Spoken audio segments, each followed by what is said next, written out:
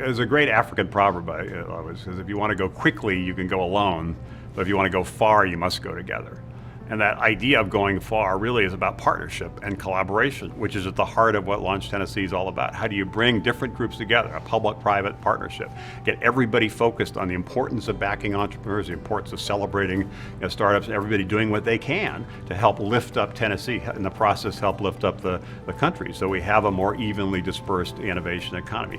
Everybody has a role to play, but we only get the leverage and the impact if we do it collaboratively. We do it together. We create that network effect, and that's why initiatives like Launch Tennessee are so important. I've seen this all across the country. The events like 3686 really excite the imaginations of people, get people paying attention to what's happening in the startup community, get larger companies paying attention to what these smaller companies are doing. Some of those smaller companies will end up being the big companies of tomorrow, but they need some mentoring, they need some investment, they need, sometimes just need some customers. So it's a great way to shine a spotlight on what's happening locally and create more of that network effect, but also get visibility nationally so people realize what's happening in regions like the Southeast.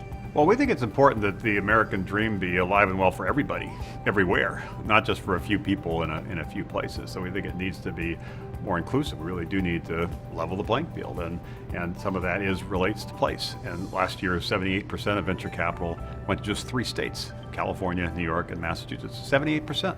So the other 47 states fought over 22%. As a result, we're basically backing entrepreneurs in a few places that are doing disruptive things, which is good, but we're not backing entrepreneurs in other places. And the dynamic that starts setting in is there are many parts of the country that are seeing the downside of that disruption in terms of jobs loss, but not the upside in terms of job creation. So we have to back entrepreneurs everywhere. We have to help these rise of the rest regions rise so that we have a leveler playing field and everybody everywhere does have a shot at the American dream, and we are creating jobs in communities all across the country, not just on the coasts.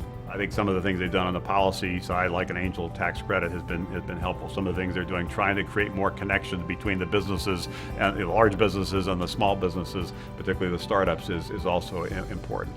What's complicated is Tennessee's a big state, and there are different parts of Tennessee. So recognizing there are different regions within the state with different dynamics, and how do you play to the strengths of each of those? Recognizing there is a difference between Memphis and Chattanooga and Nashville and Knoxville and other parts of the state, what's unique about each of those, and then collectively what makes Tennessee itself so unique, and how do you attract capital to invest in some of the people and ideas that can really help lift up Tennessee, create jobs and job growth in Tennessee, but also surprise the country, kind of change the world.